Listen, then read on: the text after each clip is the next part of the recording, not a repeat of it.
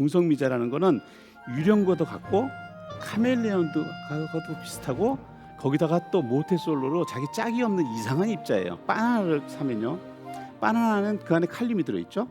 그게 이제 칼슘으로 변하면서요 중성미자를 내놔요. 어느 정도 내냐면 하루에 바나나 들고 있으면 100만 개를. 이렇게 이상한 중성미자가 사실은 우주를 지배해요. 왜냐하면 이 중성미자는 아주 약한 힘만 발휘하고 그래서 반응을 잘 안 하는데. 여러분 안녕하세요. 안녕하세요. 대답하실 줄 알아요. 네, 안녕하세요. 네, 첫 장은 제목이니까 이제 중성미자 얘기를 해야 되는데, 혹시 중성미자 들어보셨나요? 들어보신 분 한번 소리 한번 질러 보세요. 네네네네, 거의 안 들어보셨네요. 네, 오늘 여러분들에게 중성미자라는 입자가 무엇인지를 이제 설명하고자 합니다. 그래서 이름도 어렵죠. 앞에 있는 중성이 있고 미자가 있는데, 조금 연세가 드신 분들은 미자를 여성 이름으로 생각하시는데요. 그 중성은 뉴트럴하다는 거고요. 어떤 전하가 없다는 뜻이고, 미자의 앞에 있는 미자는 아름다울 미자가 아니고 작을 미자예요. 미세하다 할 때. 그러니까 중성이고 작은 입자를 얘기합니다. 그래서 오늘 그 중성미자 얘기를 좀 깊게 들어갈 텐데요. 우리가 시간 관계상 아주 재미난 얘기들부터 들려드리도록 하겠습니다. 오늘 전부 준비한 내용은 7가지예요. 그러니까 여러분들이 지금 7가지야, 중성미자가 뭐지? 그 얘기 빨리 해드리고요. 그다음 3번, 4번, 5번 보시면 유령입자라는 말이 나올 거고요. 카멜레온이라는 얘기가 나올 거고, 그 다음에 외로운 모태솔로, 좀 재밌죠? 그 3가지 성격을 얘기할 거예요. 즉 뭐냐면 중성미자라는 거는 유령과도 같고 카멜레온도 비슷하고 거기다가 또 모태솔로로 자기 짝이 없는 이상한 입자예요. 그런 입자가 어떻게 그러면 이런 자연계에 존재하는가, 그 얘기를 하기 위해서 마지막에 보면 우주의 지배자, 이 입자가 없으면 우리 우주도 없다라는 얘기를 좀 할 겁니다. 그리고 나서 마지막에 여러분, 청소년 여러분들한테 숙제를 하나 줄 건데, 뭐냐면 어쩌면 이 중성미자가 앞에 두 분이 얘기하셨던 우주의 미스테리 중에 한 가지가 암흑물질인데, 그 암흑물질의 해결사가 될 수도 있다. 그 얘기까지 하도록 하겠습니다. 먼저 이런 얘기 할게요. 중성미자가 뭔지를 지금 설명을 좀 드리겠습니다. 제가 여기 아름다운 크리스마스 트리를 하나 가져왔는데, 트리에 보면 매달려 있는 것들은 입자들이에요. 옛날에 제가 공부할 때는 수소, 헬륨, 리튬 이런 식으로 해서 원소 주기율표에 있는 원소들을 90여 가지를 외웠었는데, 이제는 더 이상 그렇게 할 필요가 없어요. 왜냐하면 원소 주기율표를, 원소들을 다 쪼개보니까 그 안에 들어있는 거는 경입자와 쿼크라는 게 들어있고요. 그건 12가지밖에 안 돼요. 즉 이 세상을 만들고 있는 물질은 12가지, 우리가 페르미온이라 부르는 입자들만 존재합니다. 그 중에서 여기 보면 회색으로 칠해 있는 뉴라고 돼 있죠. 그리스 글자로 뉴로 돼 있는 요 놈들이 이제 중성미자인데요. 중성미자는 총 3가지가 있어요. 그래서 뉴, 이, 뉴, 뮤, 뉴, 타우, 이렇게 3가지가 있는데 그 얘기들을 할 겁니다. 자, 여러분들 방사선 얘기 아시죠? 방사선, 알파선, 베타선, 감마선, 이렇게 3가지가 있습니다. 그래서 방사선 그러면 일단 다 두려워해요. 우리나라도 특히 방사선 그러면 무조건 피해야죠. 근데 사실은 방사선을 우리가 잘 활용하면요, 우리가 엑스레이도 찍는, 그 엑스레이도 방사선이고요. 요즘 펫이라 그래가지고 그 양전자를 써가지고 이렇게 뇌 사진도 찍고 하는 것들이 있거든요. 그런 것도 전부 다 방사선들이에요. 그다음에 우리가 방사선은 평상시에서 많이 두들겨 맞고 있고요. 지금도 이 순간도. 근데 일반적으로 대표적으로 가장 많이 알려진 방사선은 알파, 베타, 감마예요. 여러분들 알파, 베타, 감마는 각각 뭐냐면, 알파선은 헬륨의 핵이고요. 베타선은 전자일 뿐이에요. 감마선은 빛이고요. 근데 이 3가지가 워낙 높은 에너지를 가지고 나오기 때문에 두려움의 대상일 뿐, 사실은 그렇게 두렵지 않아요. 만약에 여러분들 친구가 알파 소스를 들고 여러분들을 공격을 한다 쳐봐요. 야, 여기 알파 방사선이야, 찍 하면 겁낼 필요 없어요. 왜냐하면 한 걸음만 떨어지면 알파 입자는 공기 중에서 5cm도 못 날아와요. 2, 3cm 정도 날아가면 멈춰요. 왜냐하면 공기가 차단하니까. 그래서 알파 입자는 안전합니다. 물론 그 소스를 먹으면 안 되죠. 왜냐하면 먹으면 몸속에 들어가서 가까이 있으니까요. 베타는 전자입니다. 베타는 전자인데 이것도 그렇게 두려워하지 않으셔도 돼요. 집에서 쓰는 알루미늄 호일을 가지고 딱 막으면 돼요. 여기 베타 지지직 하면 알루미늄 호일로 딱 막으면 막을 수가 있어요. 감마선은 문제가 됩니다. 감마선은 알루미늄 호일로도 안 되고 벽돌을 놔도 안 되고 그냥 뚫고 지나가요. 뚫고 지나가는 대신에, 뚫고 지나간다는 말은 뭐죠? 다른 말로 하면 우리한테 영향을 안 미쳤다는 얘기잖아요. 뚫고 지나갔으니까. 예, 그래서 감마선은 실제로 쪼이더라도 위험하긴 위험한데요. 많은 양은 사실은 뚫고 지나갑니다. 아주 이 극소수 양이 우리 몸에 반응을 일으켜서 문제를 일으키는 거죠. 그 외에도 방사선이 또 있어요. 그러니까 알파, 베타, 감마 세 가지만 있는 게 아니라요. 중성 방사선이 두 가지가 있는데 하나가 중성자라는 놈이 있어요. 중성자라는 것은 원자 핵 안에 양성자와 중성자가 들어있는데 그 중성자를 얘기하는 거예요. 여기 보면 전기가 걸려 있고요. 그 다음에 방사선들이 쏟아져 나오는데 전기를 걸면 플러스인 알파선하고 전자인 마이너스인 전자는 다 꺾어져 나가는데 중성자는 그냥 튀어 올라가죠. 감마선도 빛이니까 그냥 튀어 올라가죠. 요 네 번째 중성자를 우리가 제4의 방사선이라 부르고요. 지금 이 방사선은 그냥 우리가 지금 의학에서도 쓰고 있어요. 우리나라도 곧 좀 있으면 중성자 보론 캡처 치료기라는 게 만들어지거든요. 소위 꿈의 치료기라 그래서 암 치료에 엄청나게 활용이 됩니다. 우리나라도 그 시대가 열릴 거고요. 참고로 여기 계신 분은 이제 최대익이라고 중성자를 발견하신 분이에요. 자, 다음 얘기가 뭐냐면 바로 제5의 방사선이 바로 중성미자예요. 중성미자는 진짜로 어떻게 보면 우리 주변에 있는데 우리가 그동안 몰랐던 것뿐이에요. 대표적으로 여러분들 바나나를 사면요, 바나나는 그 안에 칼륨이 들어있죠. 그게 이제 칼슘으로 변하면서요 중성미자를 내놔요. 어느 정도 내냐면요, 하루에 바나나 들고 있으면 100만 개를 쏟아냅니다. 근데 여러분들이 이렇게 바나나를 이렇게 들었는데 이거 중성미자 방사선이야 그러고 막 친구들한테 겁줄 수는 없죠. 예, 왜냐하면 100만 개 중성미자는 아무런 영향을 미치지 않아요. 심지어 칼륨이 우리 몸에 칼슘으로 바뀌는 건 우리 몸에서도 벌어지니까요. 굳이 따지고 보면 우리 몸은요 방사선 소스예요. 어느 정도로 나오냐면요, 여러분들 몸에서 지금 하루에 3억 개씩 중성미자가 쏟아져 나오고 있어요. 즉 뭐냐면 이 방에 지금 100여 명이 앉아 있으면 100여 명이 중성미자를 300억 개를 오늘 하루 종일 내놓는 거죠. 서로 방사능을 쏘면서 사는 거예요. 그런데 왜 아프지도 않고 뭔가 해롭지도 않고 왜 중성미자 나오는데 아무런 이유가 반응이 없는 거지? 따지고 보면 이거보다 훨씬 더 많은 중성미자가 우리 몸을 뚫고 들어오는데요. 대표적인 게 태양에서 오는 거예요.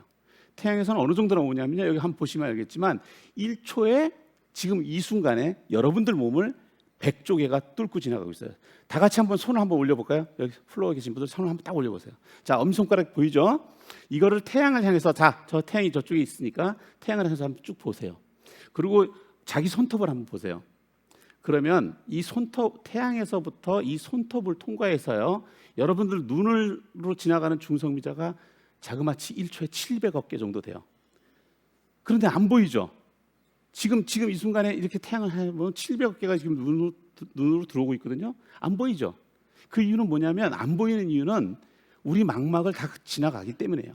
즉 중성미자는 수많은 양이 들어오지만 우리 몸을 다 뚫고 지나서 우주 바깥으로 나가기 때문에 안 보일 뿐이에요. 그래서 이 입자들을 우리가 중성미자, 한자로 제가 적어놨죠. 중성미자, 그 다음에 영어로는 뉴트리노라 불러요. 그러면 이게 왜 있어야 되는지 그 얘기를 설명을 드리도록 하겠습니다. 여러분들, 이분은 누구냐면 그 유명한 파울리 박사님이에요. 볼프강 파울리. 그 볼프강 아마데우스 모차르트하고 비슷하게 생겼어요. 이분이 어떻게 중성미자가 있는지 알게 됐냐면요, 다음과 같은 재미난 그림 때문에 알게 됐습니다. 여러분들, 포탄에서 이 무거운 쇠공이 팍 하고 나가잖아요. 이렇게 박물관 같은 데 가보시면 옛날에 보면 포탄이 엄청 무거워요. 그래서 제가 한때 이런 생각했어요. 저 포탄을 포신을 좀 가볍게 만들지 왜 이렇게 무겁게 만들어서 들지도 못하게 하냐? 이유는 간단합니다. 얘가 무거워야 포탄이 모든 에너지 가지고 날아갈 수 있거든요. 여기에 물리는 굉장히 간단합니다. 포탄이 있고요. 그 다음에 대포의 질량이 있습니다. 이 대포의 질량이 엄청나게 무거워야 사실은 모든 에너지를 가지고 포탄을 발사할 수 있어요. 만약에 포탄의 질량과 저 대포의 질량이 비슷하다 그러면 서로 반대 방향으로 날아갈 거예요. 폭발 에너지를 전부 포탄에 안 실죠. 자, 이러한 문제를 물리학에서 뭐라 그러냐면요, 이체 문제라 불러요. 그래서 아까 얘기했던 그 알파선이요. 그 알파선을 보면 다음과 같습니다. 알파선을 보면 플루토늄이 우라늄으로 바뀌면서 알파 입자를 내요. 얘는 마치 대포가 포탄을 쏘는 거랑 똑같아요. 그래서 이 알파 입자의 에너지는 일정합니다. 그런데 베타 분계를 보면, 베타 분계는 여기서 보면 라딘이 악티늄으로 바뀌는데 베타 입자를 내요. 그림은 똑같죠. 그런데 그 에너지는 아까처럼 일정하지 않고 지맛대로 나와요. 즉 뭐냐면 대포를 쏘는데 대포의 에너지는 똑같은데 어떨 땐 폭탄이 빨리 날아가고 어떨 땐 폭탄이 늦게 나가고 뻥뻥뻥뻥 이렇게 자기 맛대로 에너지를 갖고 나오는 거예요. 에너지 보존칙이 안 지켜지는 거죠. 그래서 그 파울리 박사님이 이런 생각을 해요. 아마도 이 베타 폭탄은 전자를 발사할 때 그 폭탄 에너지를 가지고 도망가는 어떤 눈에 보이지 않는 입자가 있을 것이라 그래서 중성미자라는 입자를 가정을 합니다. 자, 이제 중성미자를 찾아 나설게요. 중성미자를 파울리 박사님이 이제 있다고 했으니까 중성미자를 찾아야 되는데 찾는 방법은 어려워요. 왜 어렵냐면요. 중성미자 자체가 반응을 하지 않으니까. 그러면 어떻게 하냐? 반응을 하지 않는 걸 찾으려면요. 많이 있어야 돼요. 그나마 여러분들 로또를 보면 로또 1등 당첨되기 너무 힘들어요. 그렇지만 많이 사면 1등 될 수 있죠. 그거랑 똑같습니다. 마찬가지로 이런 아이디어를 냈던 사람이 2명인데 여기 프레드릭 라이너스하고 코언이라는 사람이 다음과 같은 아이디어를 내요. 원자탄을 빵 터뜨려요. 원자탄을 빵 터뜨리면 거기 중성미자가 엄청나게 많이 나와요. 그럼 중성미자가 많이 나오니까 그때 사진을 찍으면 최소한 한두 장은 잡지 않을까 이런 아이디어를 냅니다.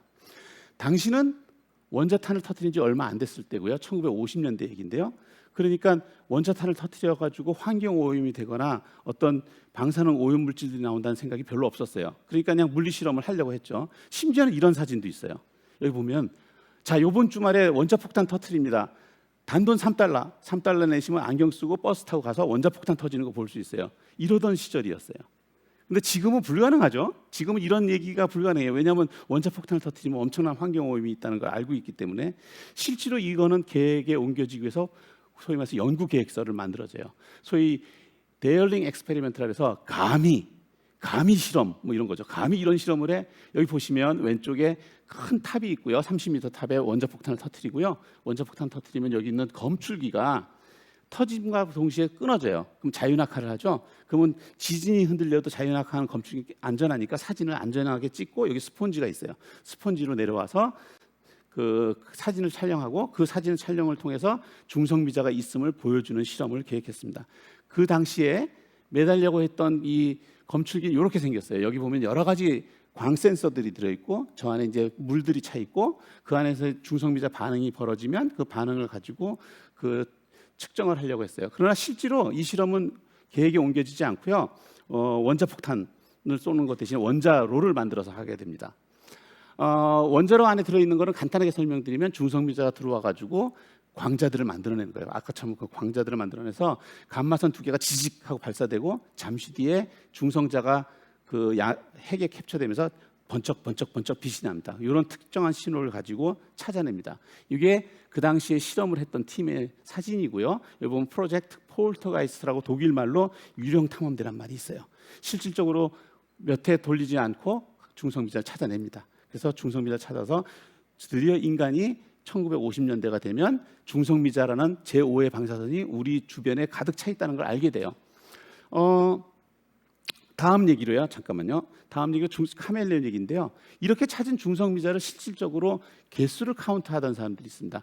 한 분은 이론 물리학자 바콜이라는 분인데 저분은 중성미자가 태양에서 얼마나 많이 나오는지를 계산했던 분이고 한 분은 중성미자가 태양에서 얼마나 나오는지를 실제로 측정을 하신 분이에요. 그 내기를 보면 이게 실제 이제 아까보다 훨씬 더 큰 장치죠. 중성미자 카운터인데요. 이 안에 보면 소위 말해서 세탁제제 염소를 집어넣어서 중성미자 반응을 통해서 중성미자 개수를 세는 장치를 만들어냅니다. 이 실험 결과를 보면요. 여기가 1970년대부터 1994년까지 실험을 계속합니다. 25년에 걸쳐 실험을 해봤는데 저 위에 있는 빨간 선은 중성미자가 와야 되는 이론적인 계산치고 파란 점은 중성미자를 실제로 세가지고 평균 낸 실험치예요. 둘이 안 맞죠? 여기 보시면 측정치는 2.5 SNU, 참고로 SNU는 서울대학교 아닙니다.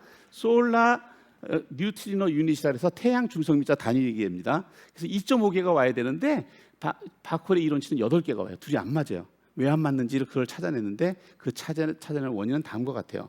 뭐냐면 중성미자가 태양에서는 8이 와요. 8 SNU가 만들어져요.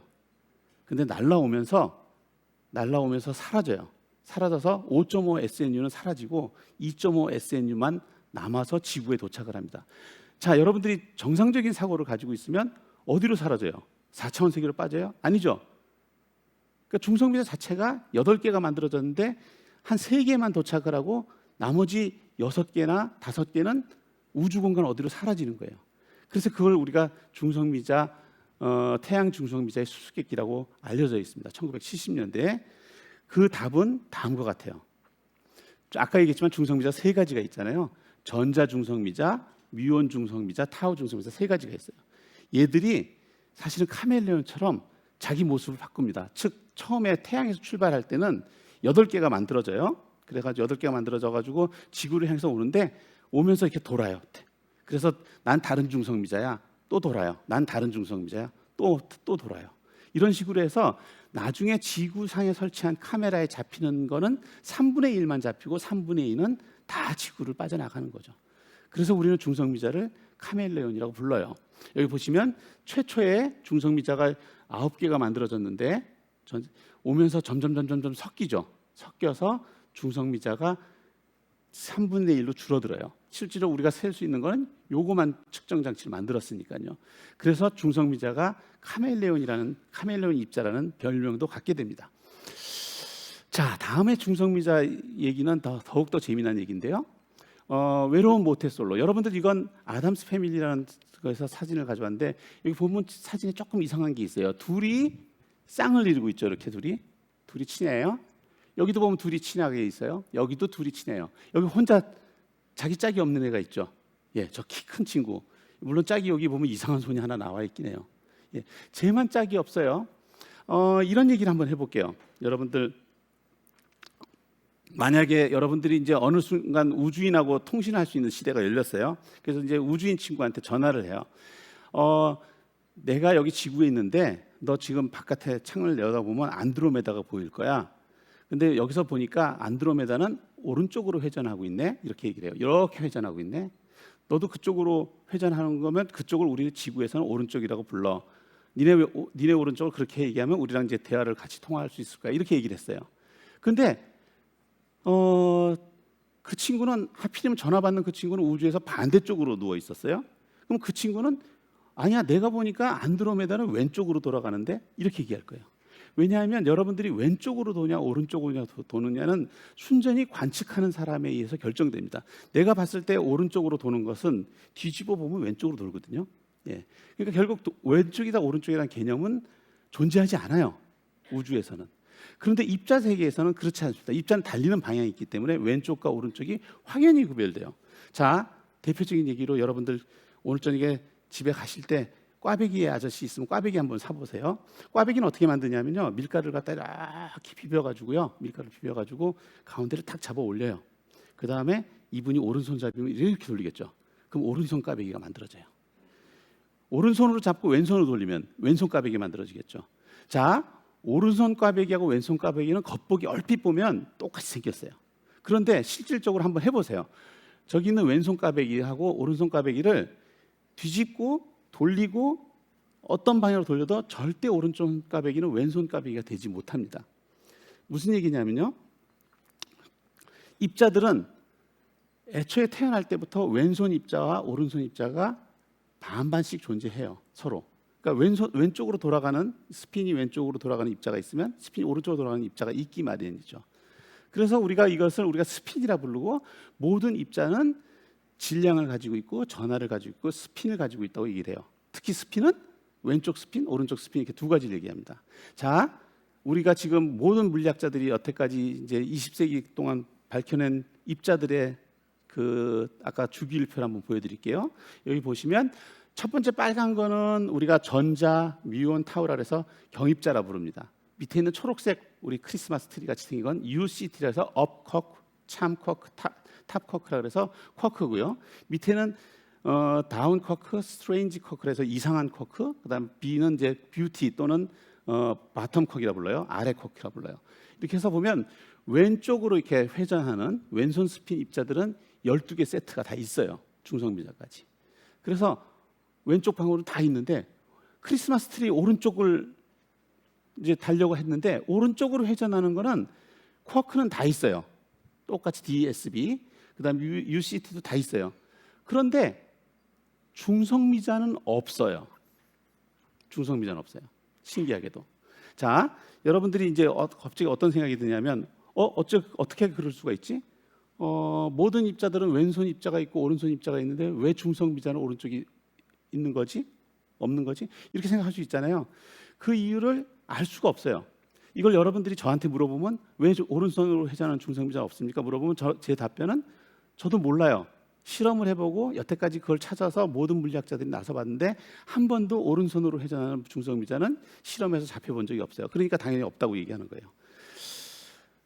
중성비자는 정말 신기하죠. 왜 신기하냐면 어떻게 보면 이렇게 볼 수 있어요. 여기 아름다운 그림이 있는데 우리가 알고 있는 모든 자연계의 모든 입자들은 저렇게 왼손 입자가 있으면 거울 속으로 보면 오른손 입자가 보여요. 그 말이죠. 그러니까 전자, 쿼크 이런 것들은 전부 저렇게 해서 보통의 입자들은 거울상 이미지가 있는 반면에 중성비자는 거울에 아무것도 없어요.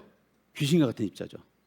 예, 정말 아주 신기합니다. 자, 그러면 지금까지 한 얘기를 정리해 보면 중성비자는 우선 유령이에요. 존재감이 없어요. 지나가도 반응도 안 해요. 소위 여러분들 친구들 중에 중성비자 같은 친구는 뭐냐면 있어도 없어도 그만인 친구들, 뭐 와도 학교에 왔는지 학교에 안 왔는지 모르는 친구들, 중성비자 같은 친구예요. 게다가 우리가 학교에 갈 때, 집에 갈 때 서로 성격이 막 바뀌어요. 카멜레온처럼. 그런 입자예요. 더욱더 한 거는 뭐냐면 자기 짝이 없는 입자예요.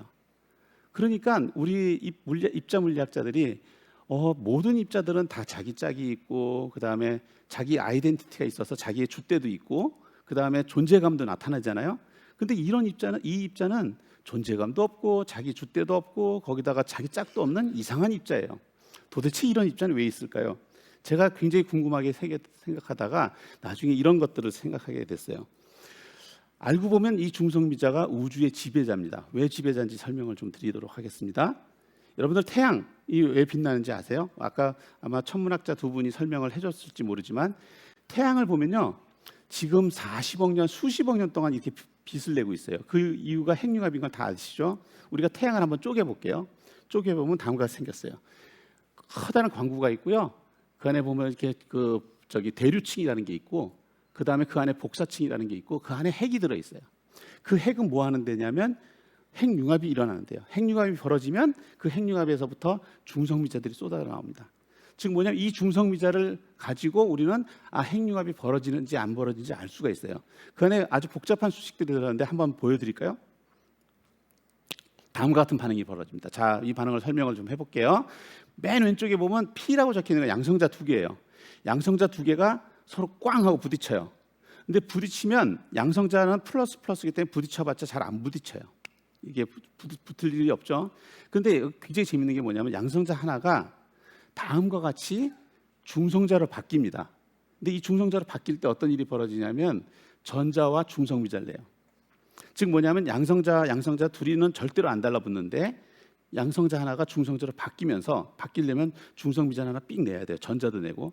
그러면서 어떤 에너지를 내냐면요. 여기 보시면 좀 이따 설명을 드릴게요. 그 두 개가 바뀌어서 소위 말해서 이제 중양성자라는 걸 만듭니다. 근데 중양성자는 좀 이따가 중양성자는 양성자하고 부딪혀서 헬륨3를 만들어요. 헬륨3는 또 다른 헬륨3를 만나면 헬륨4, 우리가 알고 있는 헬륨을 만들어내고 양성자 두 개를 내면서 에너지를 내요. 이 수식을 다 합치면요, 다음과 같이 돼요. 양성자 네 개가 합쳐지면 헬륨을 만들고 전자 두 개를 내고 중성미자 두 개를 내고 26조 7 MeV라는 거대한 2670만 전자볼트라는 거대한 에너지를 내요. 즉 태양 속에서는 엄청난 양의 핵융합이 벌어지고 있고 그 핵융합에서 양성자들이 헬륨으로 바뀌고 있고 헬륨이 바뀌면서 에너지를 쏟아내면서 중성미자를 쏟아내고 있는 거죠. 굉장히 중요한 건 뭐냐면요, 이 반응이 아까도 얘기했지만 중성미자니까 이 반응이 잘 안 일어난다는 거예요. 왜냐하면 중성미자는 반응을 잘 안 하니까. 즉 뭐냐면 여기서 보면 양성자가 중성자가 되기는 굉장히 힘들어요. 만약에 중성미자가 존재감이 세서 양성자가 중성자로 바로 바뀌면 어떻게 될까요? 어떻게 되냐면 이렇게 돼요. 양성자가 중성자로 바로 바뀌고 폭발을 하고 핵융합이 벌어지고 꽝 하고 에너지를 냅니다. 이게 굉장히 빨리 벌어지기 때문에 어떻게 보면 핵폭탄처럼 한 번에 핵융합이 벌어져요. 즉 태양이 빛을 오래 내는 게 아니고요, 중성미자가 없으면 그 소위 양력이 없어가지고 저게 빨리 벌어지면 태양이 빛을 내자마자 꽝 하고 터져서 초신성이 돼서 사라진다는 거죠. 여러분들 이런 사진을 많이 봤을 거예요. 여기 보시면 우주가 태어나서 급팽창을 하고 그 다음에 잠시 수소가스들이 만들어지고 그 수소가스들이 뭉쳐가지고 별을 만듭니다. 그리고 별이 만들어서 핵융합이 시작되면서부터 2, 3억 년 지나면 이제 별들이 빛나요. 그 별들이 뭉치면서 은하도 만들어지고요. 그래서 이제 은하들이 만들어지고 별이 만들어지고 하는데 그 별들이 지금 138억 년 동안 별이 다 반짝반짝 빛나잖아요. 이 반짝반짝 빛나는 게 왜 빛날까요? 이 모든 것은 사실은 별이 한꺼번에, 즉 아까 꽝 하고 터지면 원자탄이고요. 천천히 터지는 거 원자로잖아요. 그래서 우리 발전소처럼 쓰잖아요. 마찬가지로 저게 핵융합으로 뻥 해가 터지지 않고 천천히 별을 40억 년, 100억 년 동안 빛을 내게 하는 거는 전부 양력이에요. 그 중성미자를 발사시키기 위해서 양력이 관여하기 때문에 거의 반응을 하지 않는 거죠. 즉 양성자가 중성자로 늦게 바뀌기 때문에 저 별이 오랫동안 수십억 년 동안 빛날 수가 있는 거죠. 결국은 제가 하고 싶은 얘기는 이제 뭐였냐면 중성미자는 유령입자고 반응을 잘 안 하지만 그 반응 안 하는 게 결국 별에 가면 별이 오랫동안 탈 수 있는 그 원인을 제공하고 있는 거죠. 엄청나게 감사해야 돼요. 만약에 중성미자와 양력이 없으면 우주는 빅뱅에서 탄생하자마자 다 바바바바바바 터지고 불꽃놀이 터지듯이 터지고 1, 2억 년 만에 다 우주는 사라질 거예요. 근데 우리가 138억 년 동안 이렇게 만들어지고 크리스마스 즐기고 태양도 오래 즐기는 이유는 다 모두 사실은 중성미자 덕분이라고 할 수 있습니다. 자, 마지막으로 여러분들 이제 과학 꿈나무들한테 여러분들이 어떤 숙제를 해야 되냐면요. 방금 전에 천문학자들이 얘기했지만 암흑물질 이런 얘기 했죠. 이거는 제가 또다시 할 필요는 없을 것 같은데 저분은 즈비키 박사라고 이미 1930년대에 여기 보면 허블이 찍은 코마 은하단이에요. 이렇게 보시면 뭐가 이상한 게 있죠. 뭐냐면 저 가운데 은하들이 많이 들어있어요. 은하들이 많이 들어있지만 여기 이게 동심원 같은 게 보이죠? 저게 뭐냐면요. 사실은 저 안에 암흑물질이 가득 차 있는 거예요. 암흑물질이 가득 차 있어서 빛들이 막 휘어지고 하거든요. 그래서 암흑물질이 있는데 눈에는 보이지 않아요.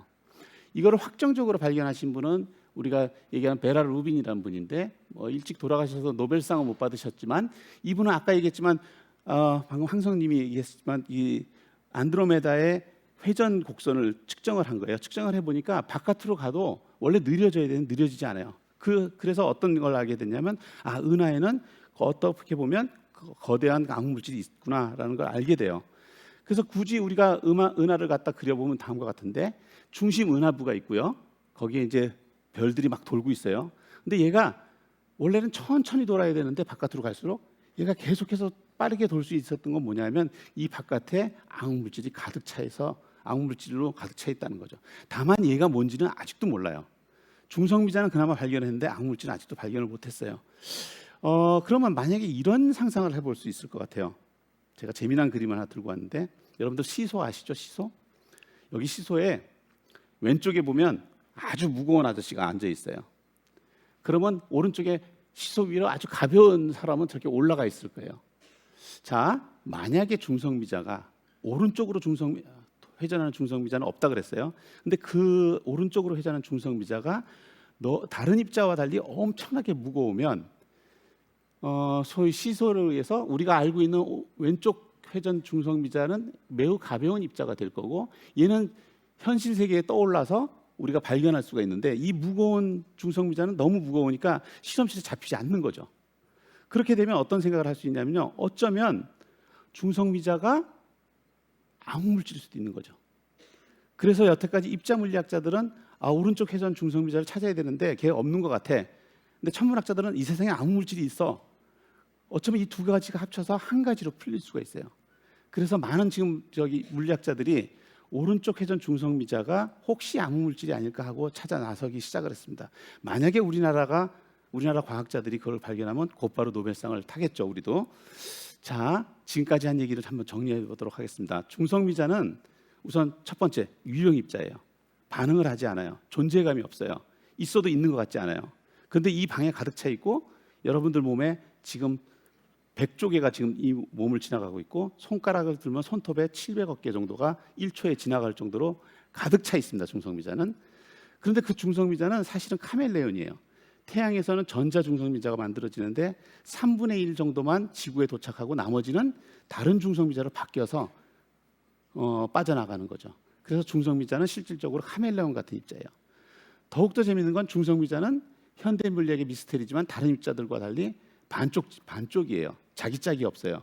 한쪽 스핀만 가지고 태어났고 반대쪽 스핀이 중성미자는 있는지 없는지 모르겠어요.